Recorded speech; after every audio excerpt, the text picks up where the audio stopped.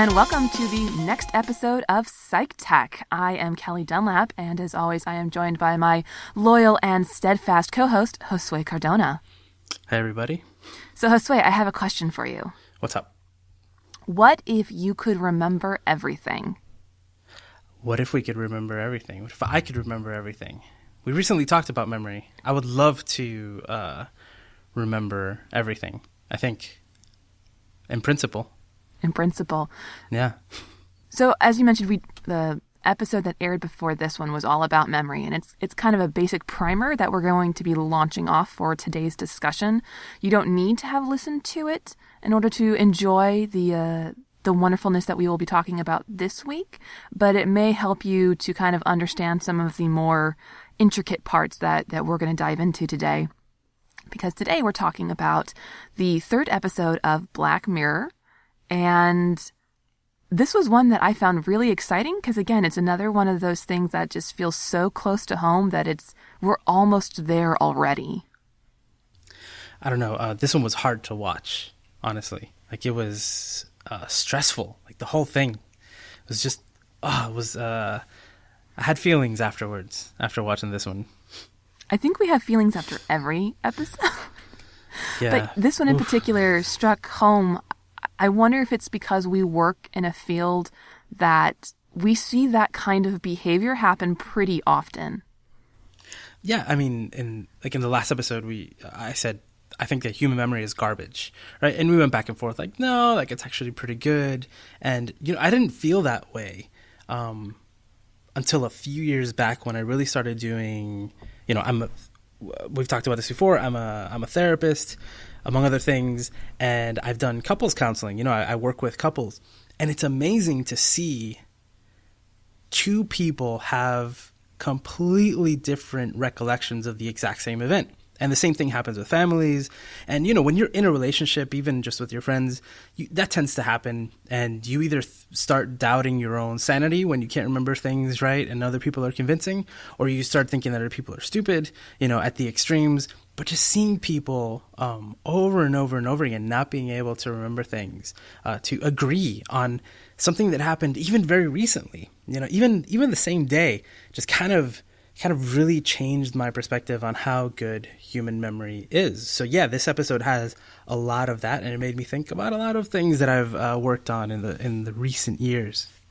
So again, if you're interested in kind of the neurochemical brainy bits of how memory works and how memory's influenced, you'll probably want to check out the previous podcast that we did, because otherwise we'll just dive right back into that and we won't have time for this really amazing episode of Black Mirror. And it was really hard for me last podcast to not just dive into this because they dovetail so nicely.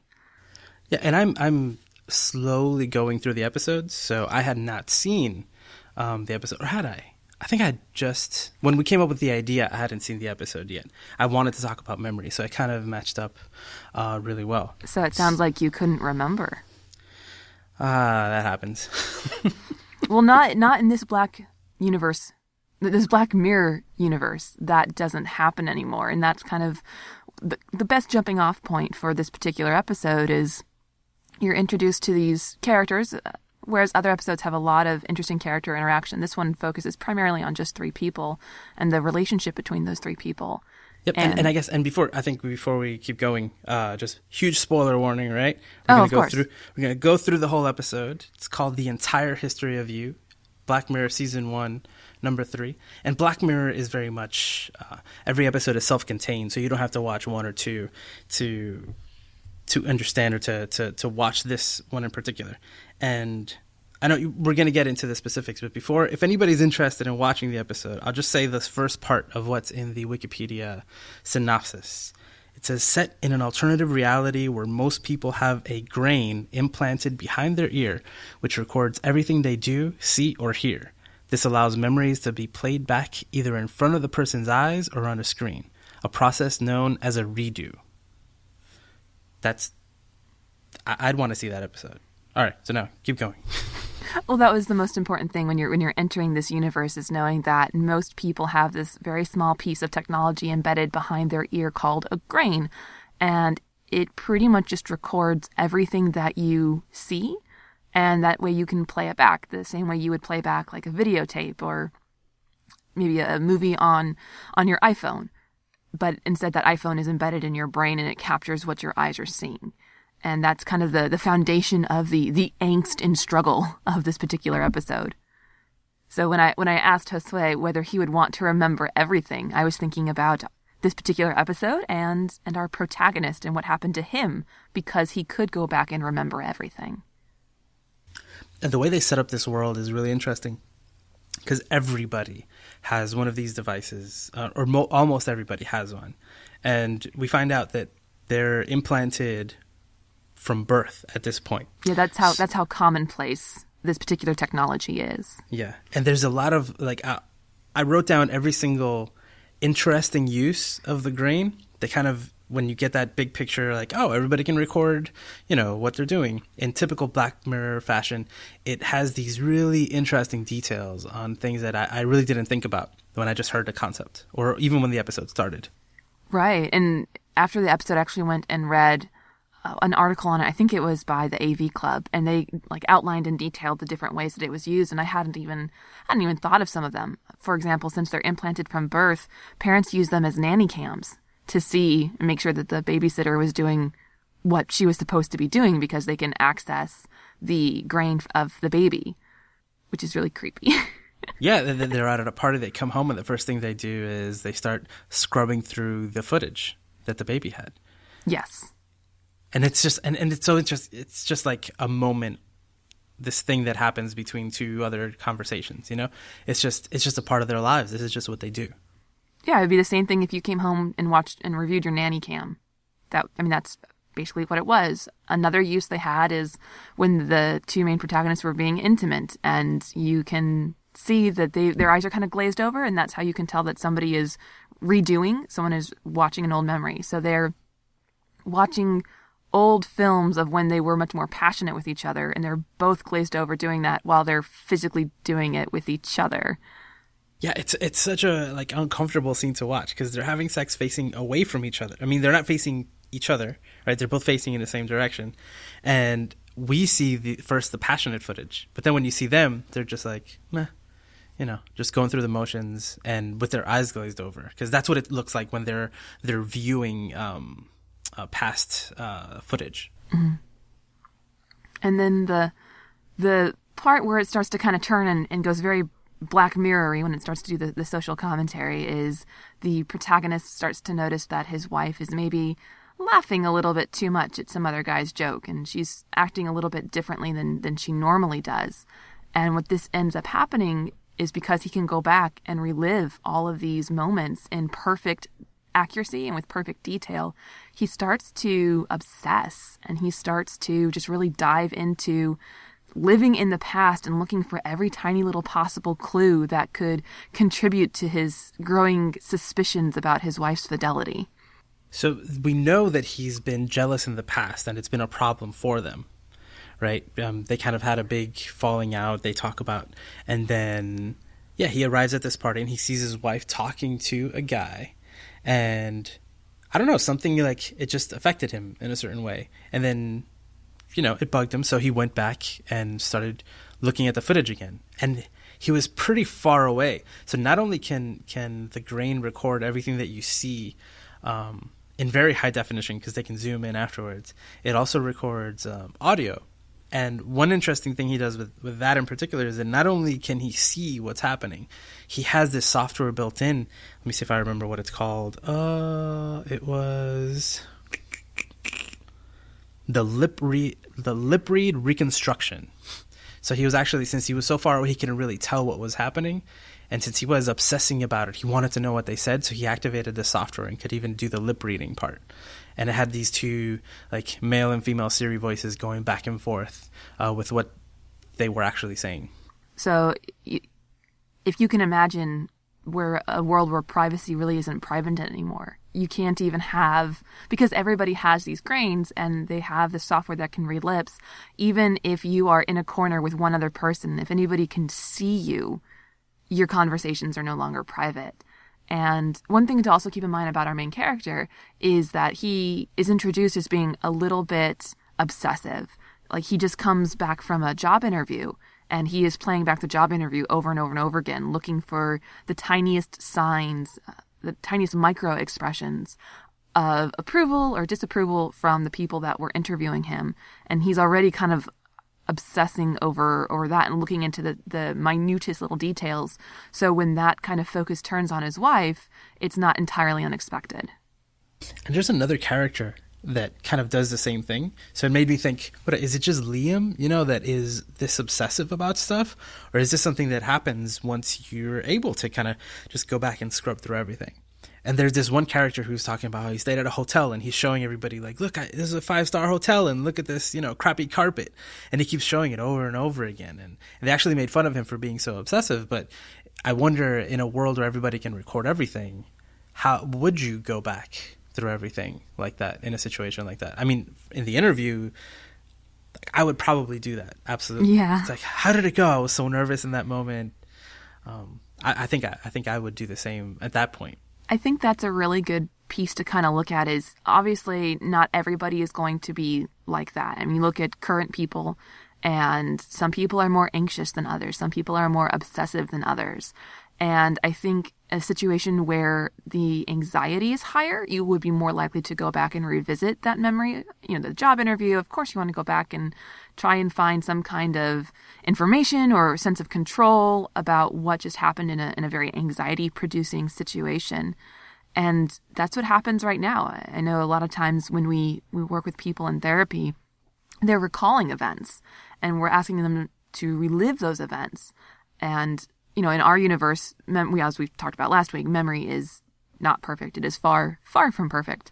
And so they're drawing on information that can be inaccurate, but if you're constantly recalling information on things in the past, that can sometimes lead to distress or issues with your mental health.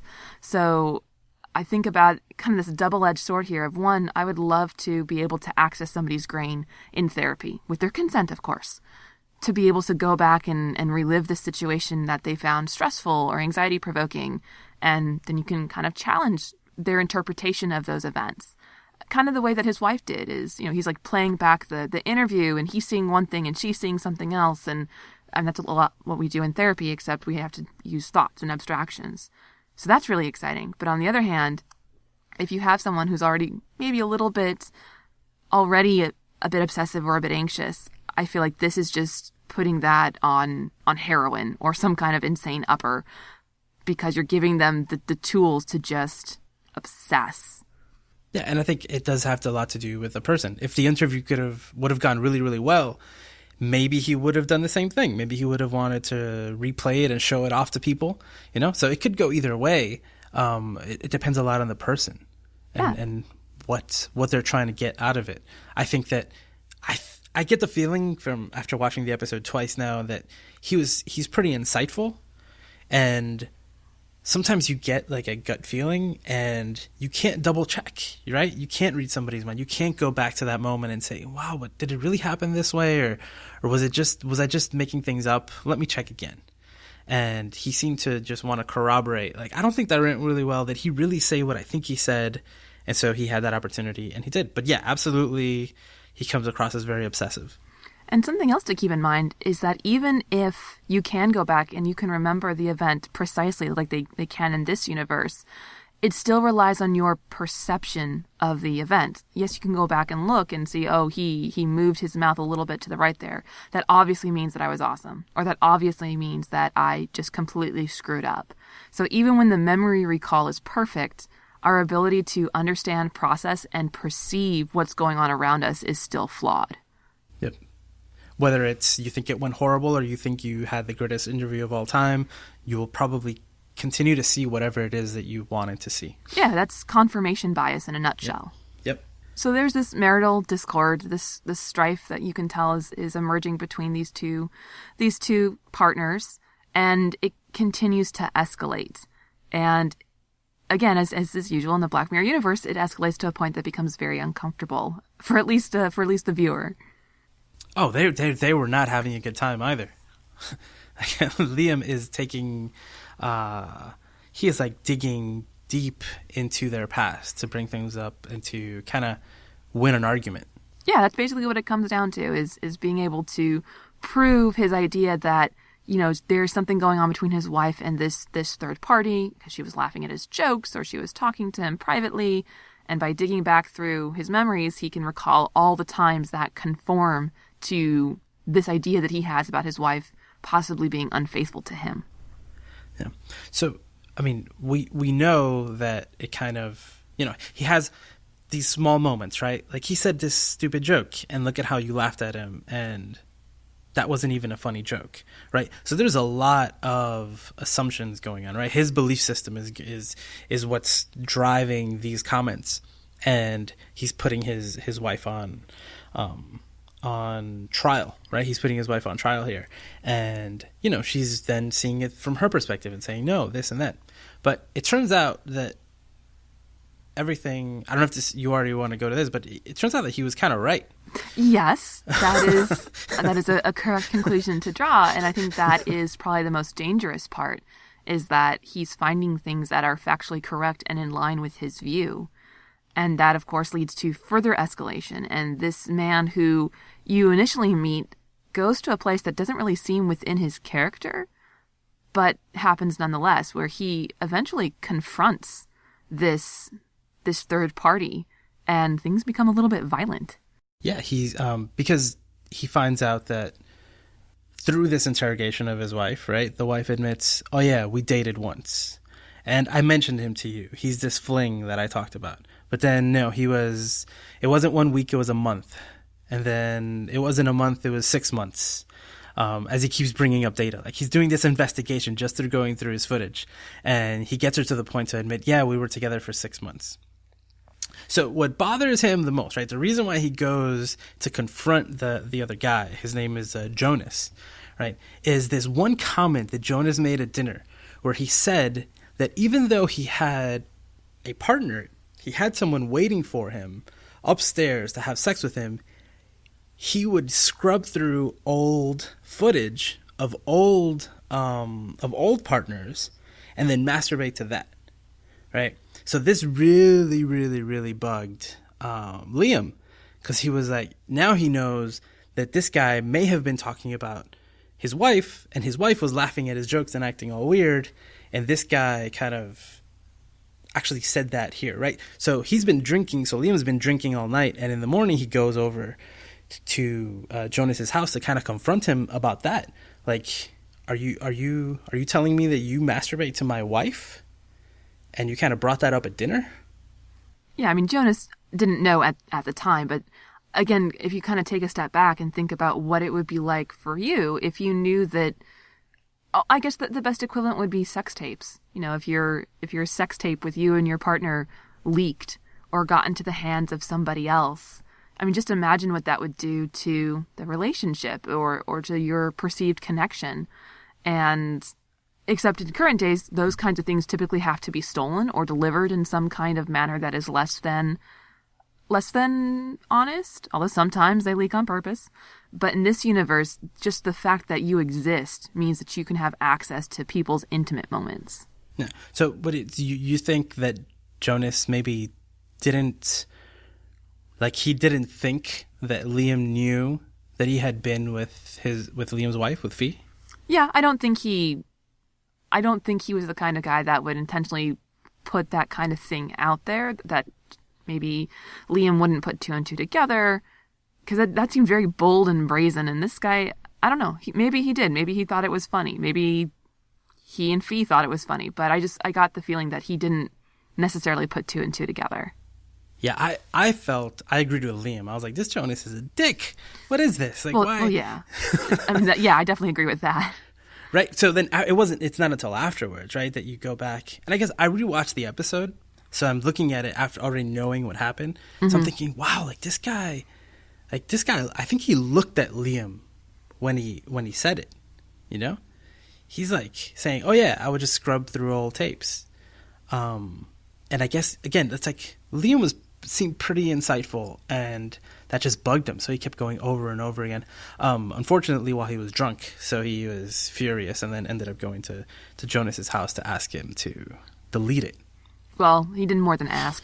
He, Yes, yes. under threat of violence, forcibly made Jonas delete all of the scenes of that he had with his wife. And afterwards, he kind of stumbles home and his world pretty much falls apart. I think that's the best way to sum it up, because all of his fears are confirmed that not only did this fling happen, but by, again, looking through his particular tapes and putting two and two together and being his own private investigator, pretty much, he's able to deduce that the affair that his wife said was a week and then a month and now 6 months has been ongoing through their marriage. And the possibility that his child is not actually his also rears its head. And again, just a lot of discomfort on the viewer side, for me at least, and kind of raising the question of, again, if you could have perfect memory, would you actually want it? I mean, in this case, he was able to find the truth, and he was able to force his wife to admit to the truth. But that also ruined his life. So to me, it really posed the question of, are there some things that we just don't want to know? I don't know. I think I would actually like this very much. I would like for Grain to be real, and I'd like to be able to have that record and go through it. Because it's essentially like if my memory was perfect, at least the perfect, as far as my sense of sight and hearing is concerned. Because one thing that we didn't really cover last week and has a lot to do with memory is your attention, like how much you're focusing on what's happening at the moment will help you retain that. And in the episode, they showed over and over again that things happened, and in his, within his vision, and he wasn't aware of them until he went back and kind of meticulously went through everything that was, everything on the screen, and then he was able to pick out details that he didn't see before. So sure, there's like the part in the interview at the beginning, or the evaluation, where he's, making assumptions about, well, he said it this way, he had this look, like someone wrote something down on a piece of paper, his wife thought that was good, he thought it was bad, there's that kind of thing. But there's still the record of something happening, and there's information out there, right? Even if it's just, it was on the left or it was on the right, we can confirm that by going back. And you wouldn't remember that because you weren't paying attention to that exact detail. But I would love to have this so I could actually go back and review the things that I want to review and kind of have that record. I think I can see the drawbacks, but I'm gonna settle on, I would like for the Grain to be real. How about you? No, I'm not quite sure. I think I would want to be that one woman at the dinner table who said that she had her grain removed and she's been okay. Even though that was like, oh no. I would be the other woman at the table who's like scolding her for about how unreliable memory is and how she needs it. Right. For me, I think forgetting is important. I think in order to be able to move on from things, you have to kind of forget the salience. I know an example that I've thought of was, can you imagine if every woman could remember just how much it hurt to deliver a baby? The birth rate would plummet because nobody wants to go through that. And the idea that the memory fades over time allows us to continue to do things that, even if they were painful, we might want to do again. Like if you broke your leg when you went skiing, you don't really want to remember every moment of that. If you're in a car accident and you kind of black out, you don't want to remember every moment of that because that can be traumatizing. And I feel like forgetting is important. But we don't know for sure that there's actually anything beyond visual, video and audio being recorded. So a recording of you having a baby would be you looking at the doctor or looking at the ceiling and hearing yourself scream. It wouldn't necessarily be the feeling itself. But that's like you could watch it. People could watch a video, like women can watch a video of them giving birth now. Yeah, I wouldn't want to do that either. Think about the Sad Puppy, Sarah McLachlan song. It's just a song, and even when it's not paired with the sad puppies, I just want to cry because it's pulling that memory of me feeling terrible. Or independently, if I just saw the commercial, because it comes up every now and then, the emotion comes with it. And so I can't imagine memory being pulled without it eliciting the emotion that was relevant when that memory was stored. unless it was something that you maybe forgot. But for example, a woman's probably not going to forget the birth of her child. So when she looks back on the video, I would guess she probably has some kind of memory of what that was like, especially if her memory can be that clear and concise and the sounds are there and the sights are there.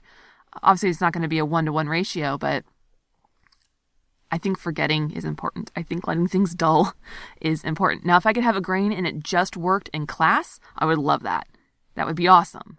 But as far as having everybody around me being able to record everything about me and then go back and like cherry pick at it, I feel kind of creates this very undermining of societal things. I don't even know if there's a word for it, but being able to go back and examine the micro expressions of people and either confirm or disavow the things that you thought you knew. I feel like it leads to a lot of second guessing. And as we saw with Liam, the potential of spending a large amount of time so fixated on what happened in the past that you are completely ignoring what's happening now and the potential good things that could happen in the future.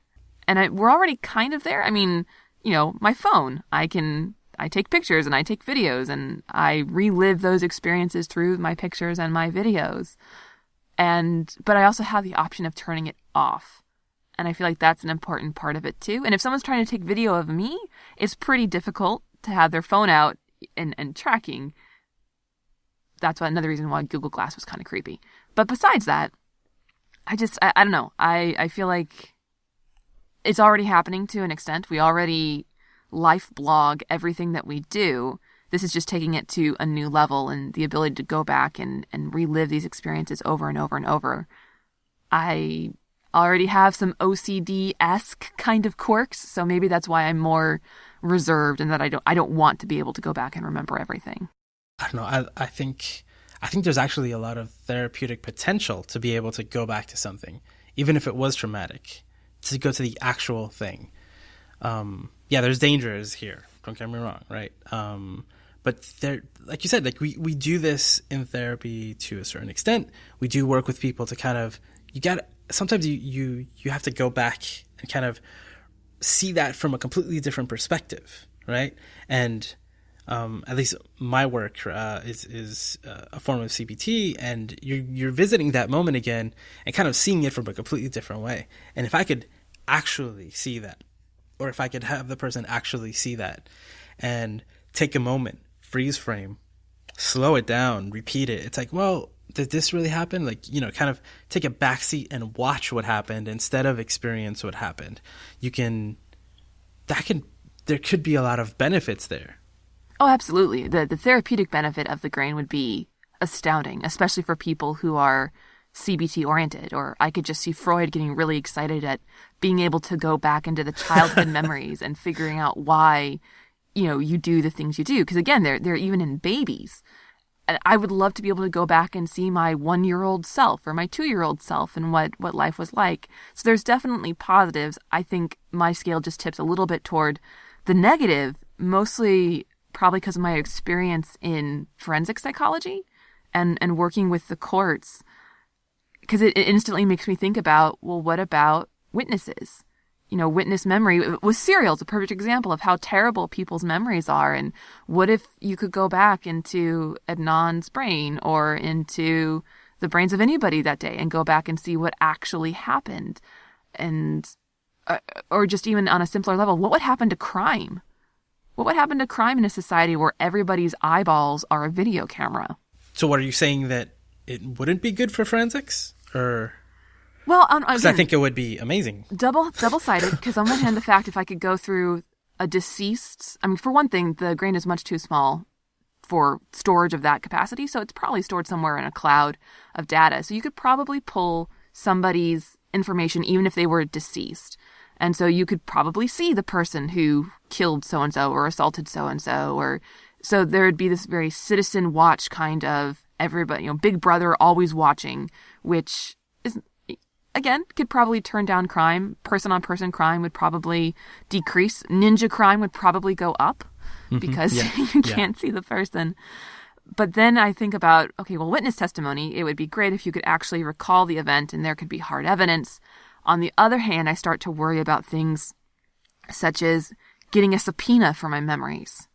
I don't think I'd want that to happen. I don't think I'd want some lawyer to have carte blanche on my memories, on my grain for the past 3 months in order to prove one thing or the other. That makes me really, really uncomfortable. Or, with our recent, NSA is peeking in our cell phones. Imagine if they could enter the cloud, or a hacker could enter the cloud, or anybody else could hack your memories. And, ooh. Yeah, so privacy aside, right, there's a lot to talk about there. But on this forensic part, I don't know, I think it's fascinating because when you get subpoenaed as a witness, they want your testimony. They want or are expecting the truth so you can get to whatever conclusion, right? And I'm assuming that if you did get subpoenaed and they needed a certain time period, right, for a certain event, your lawyer would then counter with, well, give me the exact slot of time that you want. It can't be like 2 months. It has to be specific moments or a specific event, and I can give you 7 minutes, 9 minutes, that kind of thing. So I think there would be a lot of back and forth there. I don't think people would just, I don't think anybody would just willingly just say, yeah, just log in and take what you need. I would hope so, but still the idea that, because it happens today where you get subpoenas that are really overarching, or you get court orders that really overreach. And the idea of having my life as I see it projected on a screen for 9 strangers and whoever else is in the courtroom, even if it is just for that one specific time. I mean, everything from, well, what if I was picking my nose to what if I ran a red light, or what if I'm being intimate with my husband during that time and that's when the crime occurred. So in order to prove that it wasn't me, I have to share this incredibly intimate moment of my life. I feel like it puts the onus on me to prove my innocence as opposed to the presumed innocence that I'm supposed to have. I don't know. I understand, but I see more benefits. I see all the dangers, but I see benefits. Like court cases would be a lot quicker. And, some people get locked up for when they're innocent, Right. And hey, well, I'm willing to give up a little bit of my privacy to be able to prove that it wasn't me. Well, that would be the other thing, though, is that if it was voluntary, if I voluntarily want to say, sure, yeah, you can go back, that would be different than saying, I have to disclose this information. And something else I was thinking about during this episode and just kind of letting it all sink in is, I wonder if something like hallucinations would appear in the feed. Because the way I kind of had this, the way that the eyeball works, the eye actually doesn't see anything. The eye just takes in light and it converts it into the electrochemicals that are sent to the occipital lobe, which is the part of the brain in the back. Like if you have a ponytail, that's about where your occipital lobe is. And then those electrochemicals and light signals are mapped onto parts of the brain, which then in turn go to other parts of the brain that pull the information. So for example, I am looking at a microphone. So the light is coming into my eyes, being converted into electrochemicals and energy, being projected onto the back of my occipital lobe, and my brain is then pulling things like, okay, I'm going to this part of the brain that tells me that the color is purple, and I'm going to another part of my brain that says that the label on the microphone says blue. There's another part of my brain that knows about how much this would weigh, and if I wanted to pick it up, there's the motor cortex of the brain that's going to coordinate my movements, and the basal ganglia, which makes fine motor movements. And so your entire brain is giving you all this information about what is in front of you. And so even if it is just the visual part of it, it's not going on through the eyes, it's going on through the occipital lobe. And when you have hallucinations, and again, auditory, since there's sound to it. So when you're having hallucinations, whether they're visual hallucinations or auditory hallucinations, the parts of the brain respond as if you're actually seeing it. So if I see Pac-Man's ghost right next to me and it's a hallucination, my brain thinks it's real. So I was always wondering, what if hallucinations showed up? Because that would a bit invalidate the steadfastness of this idea as a forensic tool. Or on top of that, what about when you're drunk? Because that's a whole different way of distorting your view of the world. And would that come across in a grain? Would your entire world be blurry and pukey and nasty? So we don't see the actual specs for a grain, right? We don't, but I want them. Right. So based on what we do see and hear from the episode, at the end when we see a grain actually being removed, it has this really long lead that goes into the brain. But there was a girl who said that she was assaulted and someone took hers out, right, and stole it from her. And then she made a comment like, yeah, my vision didn't go, so I was like, okay, and I didn't need to go back for anything. So the way things are recorded and the way they're scrubbed and everything, I get the feeling that there's some sort, it's more like a camera, right? Like they may have implants that are actually recording what's going on more than actually the brain, more than it being like a brain imaging sort of thing. I think it's more of a camera just because of the way it's set up, but it could be either way. But let's discuss both, right? So yeah, so if you do say that you saw something, like you had a hallucination, and then it wasn't a camera version wouldn't record it, like an implant that is just forward facing and recording wouldn't see it. But then if it was actually kind of hardwired in and was actually taking the data from the brain instead of from the eye, what's in front of the eyes, yeah, there's all sorts of stuff that would come up. Like what kind of people what would then be an unreliable witness, right? Right. What kind of condition or medication or what would have to be going on for your footage to be inadmissible? Inadmissible, or just like come out in bad quality. Like, oh, I want to see that party that we did again. Oh no, I was really drunk, so I can't see anything. What if I'm not wearing my glasses? Yeah. I mean, yes, that's exactly. a really basic thing, because even if the camera is placed within the eye itself, if you need glasses, it means that the shape of your eyeball is incorrect, and you need the glass in your glasses to correct the angle that light is entering your eyes. So I'm assuming that the camera would have to be at least behind the cornea, maybe even the lens. And so if you have your glasses off, you might be unreliable. If you're drunk, maybe it would do something. If you're high, if you're on ecstasy, if you're tripping, if you're ate too many magic mushrooms, what if you're just really distressed? And there's a phenomenon where it's called attentional narrowing. So if you're in a life or death or some kind of threatening situation, your peripheral vision almost goes away and all you see is directly in front of you. Again, we talked about attention earlier. And this seems to pick up the periphery as well, even things we're not attending to. But that's what kind of makes me interested, because I found an article, it was on Gizmodo, and this was back in 2011, so it's even kind of an old piece. But this is already happening. They were able to have some researchers go into an fMRI, and they showed them short trailer clips of movies. And then, so while they're watching the different action sequences in the movies, the reactivity in their brain is being recorded. So they're basically showing, okay, when a boat explodes, this part of the brain lights up. When there's a purple alien, this part of the brain lights up. And then what they did is they had, I think it was 18 million seconds of YouTube clips that have different actions on them. And they were basically able to map the two together and recreate what that person saw. Which is, I mean, it was blurry and it wasn't great. But again, it's not because it was something in their eye, but it's just the chemical and electrical mapping of the occipital lobe and the brain as a whole. Yeah, I think I mentioned that last week, that those experiments are happening. And some of them look really bad. Some you can tell, like, you can see the outline. Some you can see the colors are matching up. Yeah, the general shapes. The basic principles of whatever is going on can pretty frequently be assessed. So I'm just thinking, if this was a real thing, that's how I kind of imagine it would work, since that is pretty much the closest corollary we have right now. There's these cameras. I forgot what they're called right now. Sense cams? No. That's one of them. They take a picture every 30 seconds. No, not that. We'll talk about that in a second, but it's a type of camera that it looks like a giant lipstick. Like it's kind of that shape. It's more square than round.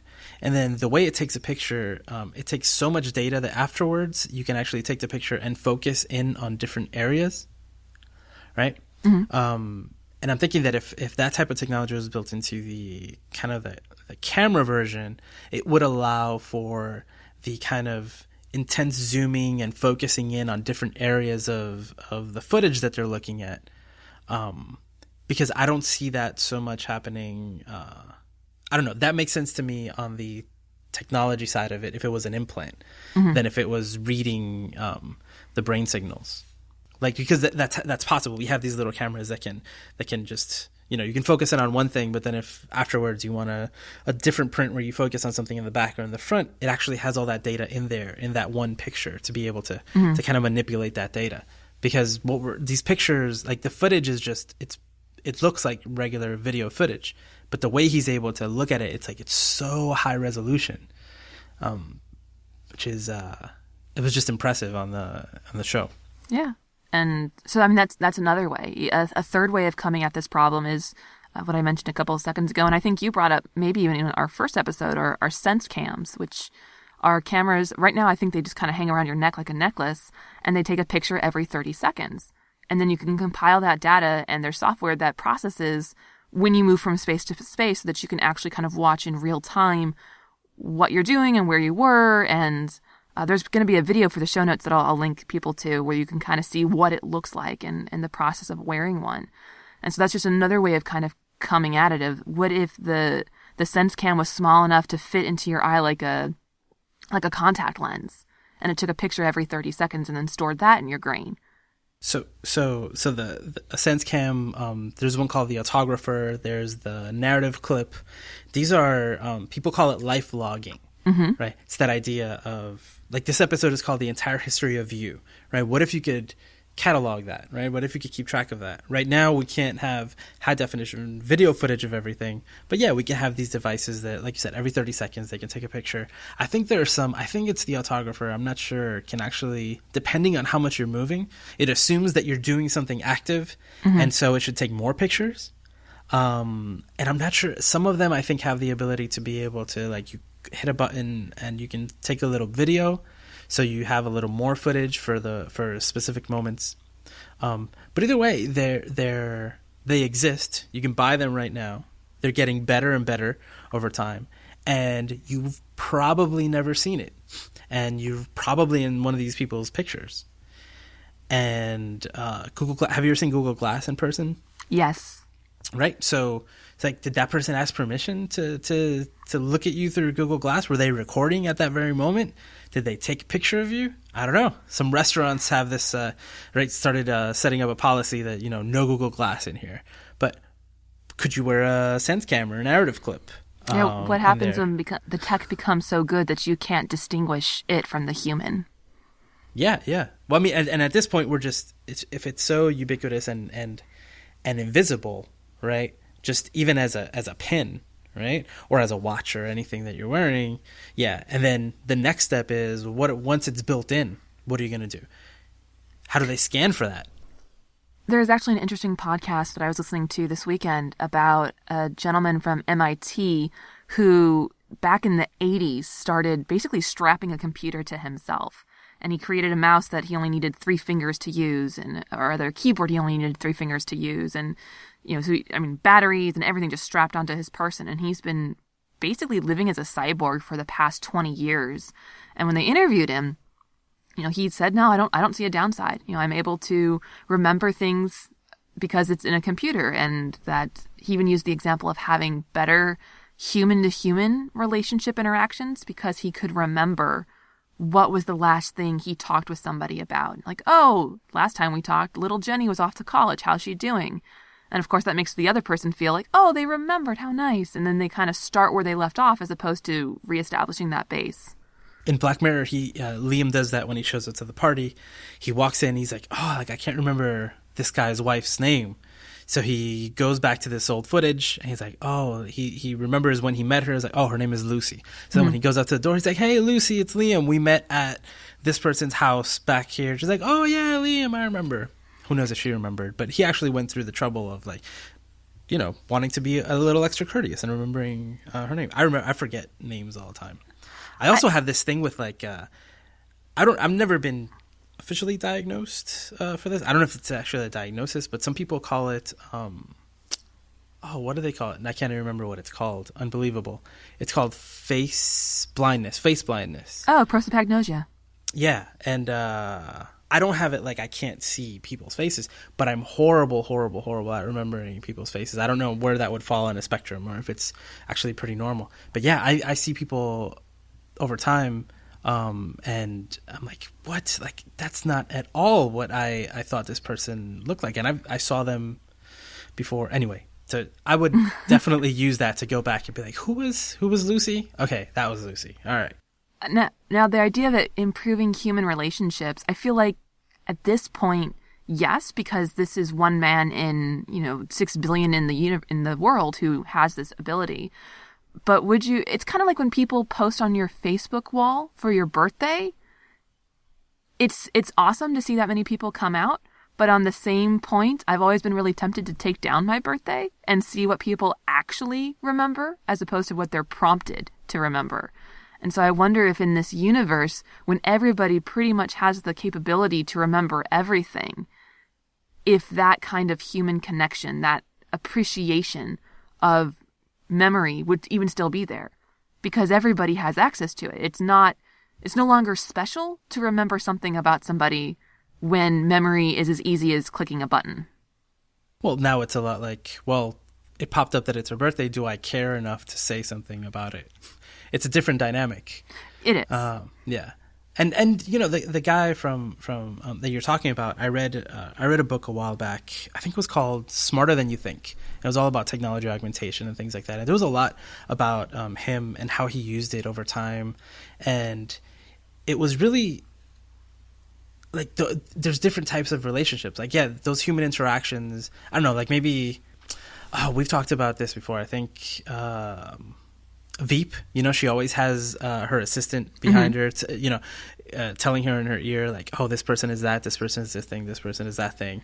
And that's kind of very superficial, right? This politician just kind of pointing out things to make you seem like she remembers you and seem important.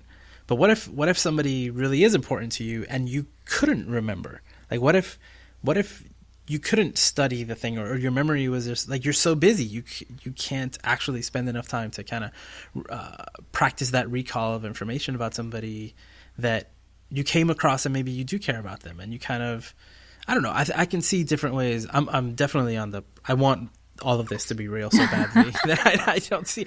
I think I have blinders on. I don't see the negatives. But there's tons of examples, like business examples, like giving a presentation and having all this information at the ready. Sometimes things that you can't prepare for, but he has access to the information.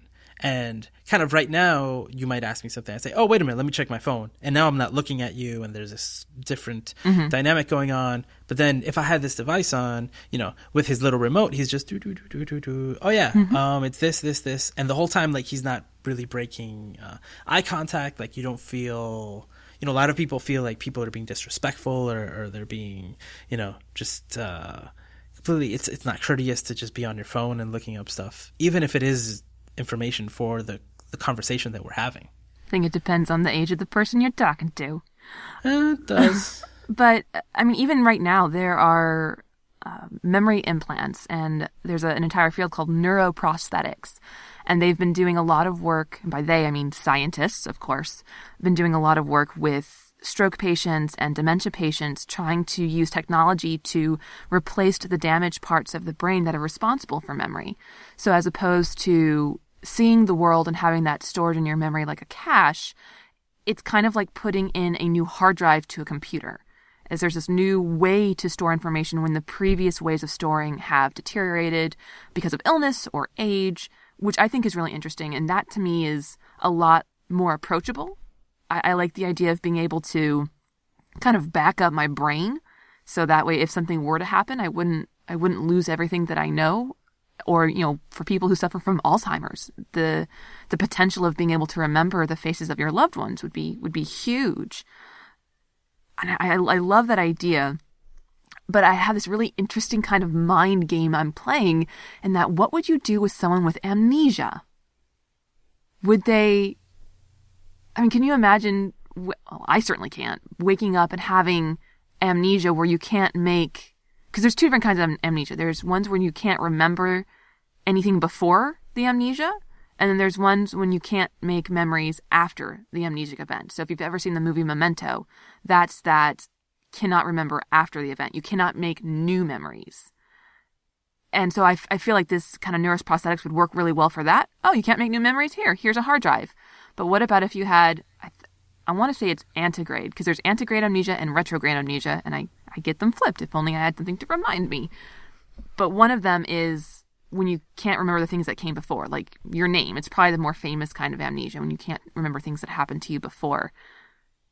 Where would that kind of play? And if you had a grain, would you be able to just go, oh, look, I'm going to reconsolidate all my memories? Or would you rely on it? And anytime you were trying to recall something from your amnesic period, would you just default to the hard drive instead? And I think that's a really interesting, for me, it's a fun mind game that I like to play with myself. So if you had, if you forgot everything before the amnesia, because I don't remember which is the term for either. Go us. you would look at the old footage and it would be foreign to you because you can't remember it. Exactly. Right? And then just like in Memento, he writes stuff down. He's like, I need to do this, so let me make sure, or this is what happened. He's kind of keeping track of everything that happened. Then like the grain would probably be a little more useful to keep the new memories, because you kind of maybe what is it? I can't remember. I know I've seen this in a few different things, right? Where like he would wake up in the morning and the first thing you'd have is a video of yourself playing, saying, "Oh, hey, you had amnesia. You can't remember everything." Yes, exactly, right? It's like, "Oh, hey, this is where you're at, and now it should be," and then like a robotic voice would come on and say like, "Today is July 27th, 2016," and then like, okay, all right, so I can't remember anything for the past, I guess, running 2 years now, but I have a backup and I can look it up if I need it. Thank you. And for the record, antegrade amnesia is when you can't create new memories. Retrograde amnesia is when you lose the memories that you had. Gotcha. Just for the record. And again, as we mentioned in the last podcast, there's tons of different kinds of memory. So it's possible to not remember who you are, but remember how to play a piano concerto if you knew that by heart. So again, playing with memory is very interesting because we know so little about it. So there's so much in this episode, but I think the viability of this, like even being able to have a hard drive to augment your memory or even a backup to go back to. The problem right now is, this is with all data, the problem that we have right now is that we have no way to mine it efficiently. Like it's so hard to go through all the data. And that's something that they did really, really well on the show.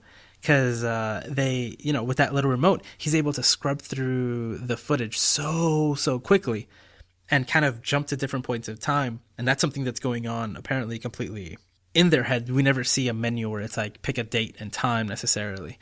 Right? It's like he's already cataloged, like bringing up the exact moment that he wants and he's starting it. That actually reminds me of my iPhone. Because when I can go to the pictures, I can sort it by year, by month, by date. And so although it's not as precise, I can definitely scroll through tons of this stored information pretty easily. That's what it kind of reminded me of. Yeah, and that's pictures. And video, you can see thumbnails over a timeline. Audio is the one that's kind of the worst. Because unless you have a transcript of the audio that's matched somehow to every single again timestamped all the way through, it's so hard to look through audio. It's really, really difficult. The evolution of podcasts, that's if people are wanting some more information about this particular idea of having like memory implantations, we're going to have a ton of links in the show notes about what we talked about, SenseCam, neuroprosthetics, things like that. But this episode was actually based on a short story rather, called We Can Remember It For You Wholesale. And it was, I think, about 50 or 60 years ago. It was created. It's a short work of fiction. I have a link for you in the show notes to the PDF. And it's this idea, but it's from, I think, the 1960s, I want to say.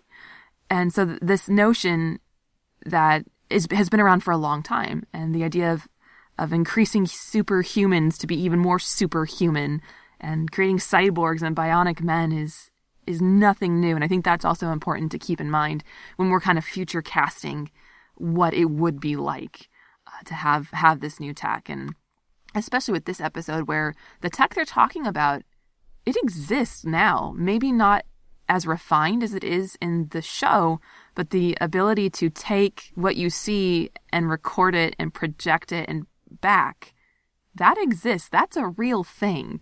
Yeah.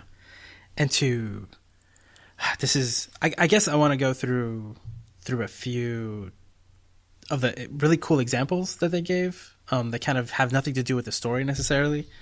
Just to kind of get an idea of of where we are and where we aren't yet, but where we're moving to. So we talked about forensics for a second, and one of the first things that they bring up in the show is the idea that they want him to start taking on retrospective parenting cases where children are suing their parents for the way that they were brought up. Yeah, that's a thing. Right? So it's like, okay, but now we have all these records of being able to show, oh yeah, you were a horrible parent. And there's tons of records of that, so let's do that. And Liam, one of the reasons why his appraisal doesn't go very well is because he is uncomfortable with that. He asks, like, is everybody okay with doing this? Like, are we okay? Mm-hmm. They're like, yeah, are you? He's like, yeah, sure, I'm okay with that. Let me see. So just the idea of a workplace evaluation is like, or any type of evaluation. It's like, yeah, I have footage of every single thing that you did. You are you were not very productive. You did this. You broke the rules 200 times yesterday alone. Like, you're fired. And you're like, well, I guess I can't say anything else. There was an ad in the car that kind of, the idea of the story reminded me. And I remember in the ad, it was like toward older people. And it was saying, I think it was for an upgrade for the grain, and that if you upgraded to the newest version, you would get 3 decades of backup for free. Like, they would back up 30 years for you. Mm-hmm. And then the slogan was, because memory is for living. Thought that was interesting. Yeah, that's kind of preying on our fears of being forgotten. Okay, and then the airport screening. Right? So he goes to the airport, he's going to take a flight, and then the TSA agent, or the equivalent, tells him, like, something comes up on the screen. It's like, request a redo. And a redo, again, is just scrubbing through the footage. So he's like, sir, can you, project the last 24 hours? And then it goes through the footage of the last 24 hours, and every time there's a face, the software stops, brings up the face, and kind of tags it. And it brings up his baby, and it brings up his wife, and it brings up his coworkers. And then the agent asks him, "Oh, okay, can you now give me the last 7 days?" And then he goes even faster through the last 7 days, just to make sure, I guess, hasn't met any person of interest or anything like that, anything suspicious. And that is probably the exact reason why I am against having a grain in my head. The notion, I mean, for me, it's a whole other podcast, which I'm sure we will do in the future, of surveillance and how people's behavior changes when they know they're being watched, when they care that they're being watched, when they think they're not being watched. And so, and that, of course, I mean, if you were going to be a terrorist and you just don't meet somebody a week before you're going to do your thing, and all the different ways around it when it's predictable. But again, the idea that I could I mean, I already hate. I mean, I went for the pat downs when I did when they had the body scanner things, because I absolutely refused to walk through one of those. And guess what? Those were leaked, and people would sit in the back and snicker at the pictures of naked people. Like, it's disgusting. And so again, for me, it's the surveillance, it's the protection, I'm hoping in that kind of future there are civil rights in place for your memories. But that is my biggest hang up, is how are my civil rights going to be impeded upon by this? There need to be some regulations, and obviously I'm getting ahead of myself. But again, that's like the perfect example of why I would not be on the grain bandwagon. Oh, yeah. That's the scene you would use for your argument. Absolutely. Yes. One that I thought was interesting was when Liam and Fee, the husband and wife, are fighting. There's a part where he tells her, "You know what? Sometimes you're a bitch." And she's obviously offended.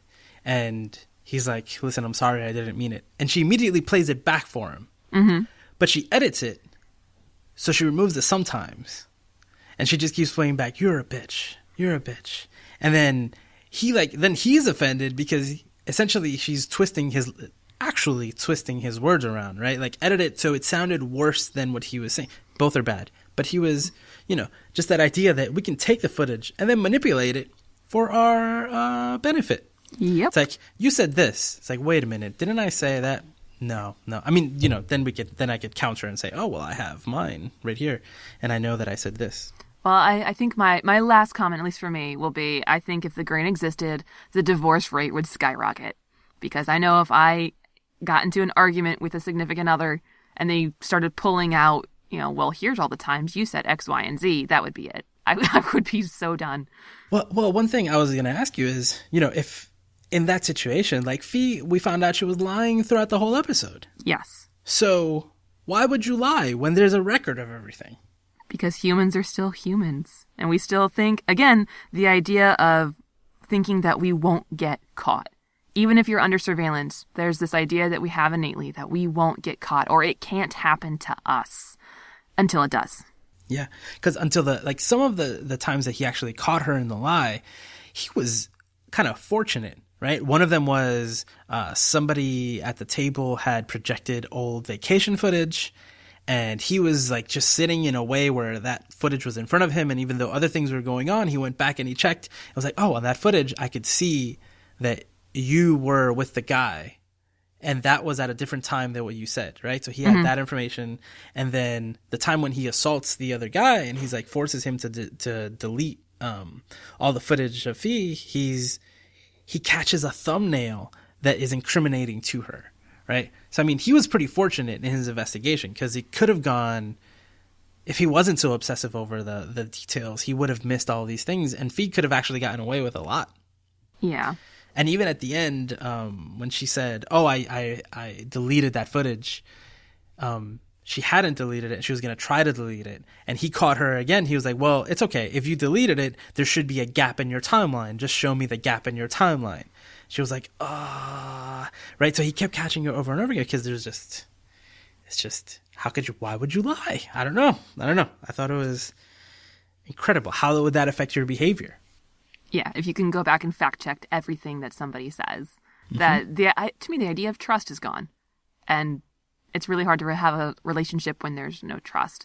And I feel like with him, he probably already had suspicions that things were going on between her and someone else. So this was just a very extreme way of him being able to confirm those suspicions. He actually says, when you suspect something, it's better when it turns out to be true. And then he gives this example of like something rotten that you kind of finally start to pick at, like it was bothering him. And it's true. Like we know for a long time there were signs and he couldn't do anything about it. But I don't know. I'm in favor of this. He was kind of empowered to be able to find out the truth. And I think that if the information would have satisfied, I mean, again, some people will never be satisfied. But, some things are just, did it happen or did it not happen? Were you there? Were you not there? And then you could prove it and then you move on. So, I don't know. I think it would really affect my behavior if there was a record. I would probably be really naive and assume that most people would be honest because that record exists. Obviously, this episode shows me that I would be very stupid. Be very wrong. In this future. Yeah. Let me see. And make up a new timeline. And those are all the examples from the episode. And the last thing that I'll bring up is something that I was gonna put in my practice, and I'd actually still like to do someday. Just the market where I'm at is not conducive to it. But there is the idea of behavioral imaging, and the idea is that, let's say, this is used a lot with kids who have like autism spectrum, on the autism spectrum, different things. There's applied behavioral analysis, right, where you're kind of observing. But there's also companies that sell equipment that you would voluntarily put into your home to record constantly a loop of, for example, so let's say a family and there's these two kids that are always fighting. Or there's a couple who fights every day and they really only see each other in the morning in the kitchen. So we all agree that you'll put the camera in the kitchen and then there's a button. And then even though it's always recording, after there's an incident, like a fight or something like that, you would take and hit the button and it would catalog the last 30 minutes or so and then put those away. And then you can actually set it up so that you can send it to the psychologist or the therapist or whoever you have signed up for that. And then they would go through the footage, or you could go through it in person at the session. Like this is psychotherapy today. And if people are willing to do that, then you can have that. You avoid, again, been very frustrated over recent years because of the complete disconnect between people's stories. So to be able to bring something like that to the session, then everybody kind of sees what's going on, and you can stop it and say, well, what were you thinking? And what did you think that person was thinking? And et cetera, et cetera, et cetera. So there's tons of potential for it, and we can actually do that now. Not from the person's point of view, but we can actually do that from an external point of view. It's a brave new world. It is. Would you settle an argument with something like that? Well, at least in my family, the settling of the argument is because I said so. And that seems to work pretty well so far. So I think, You can imagine that in my situation that never works. That probably doesn't work. Yeah, that's why I'm so gung-ho for a grain. Where can I get a grain? Can I buy one now? I want one. Well, next time on Psych Tech, we tell you, no. I don't know. Again, as we talked about, there's some tech out there that is doing stuff with memory implants, neuroprosthetics. It probably won't be long. I mean, Google Glass, I guess, if you really wanted to go out and be on the cutting edge. Which I did not talk about. I'm not going to talk about them. I'm just going to mention them. So maybe we can talk about them another day. Is the idea of being able to project your images on pretty much any surface, which is pretty awesome. And then the idea of having the screens on your eyes, like where we are on technology in that sense. It's like Black Mirror meets HoloLens. Sort of. Yeah, there are like contact lenses and stuff where like you can have glasses that project onto them. There are LEDs. So all of that stuff, like there's pieces, as any good science fiction, it's far enough out in the future that we can't recreate it exactly right now, not even with all the money in the world. But we're close enough that we can talk about it and do this kind of speculation that we've done throughout the episode about how it would be and what effect it would have on people. Yep. So again, we have tons of topics, but we always want to hear from our listeners on what topics you would like to hear from. We've already got some feedback. The idea of having a podcast about surveillance was one that came my way this weekend.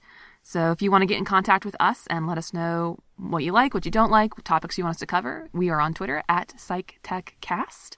Go to psychtech.com if you want to go to the mothership and see a list of all of our episodes. We're on iTunes, we're on Stitcher, we're on Facebook, we're pretty much everywhere. And then you can always just contact us. Our contact information is on the website, psychtech.com.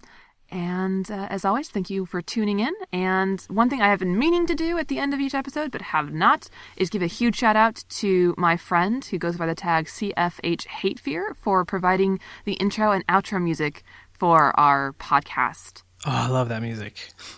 He's kind of amazing. It's pretty good. All right. Well, I guess that's it for this episode of Psych Tech. We will catch you guys next week.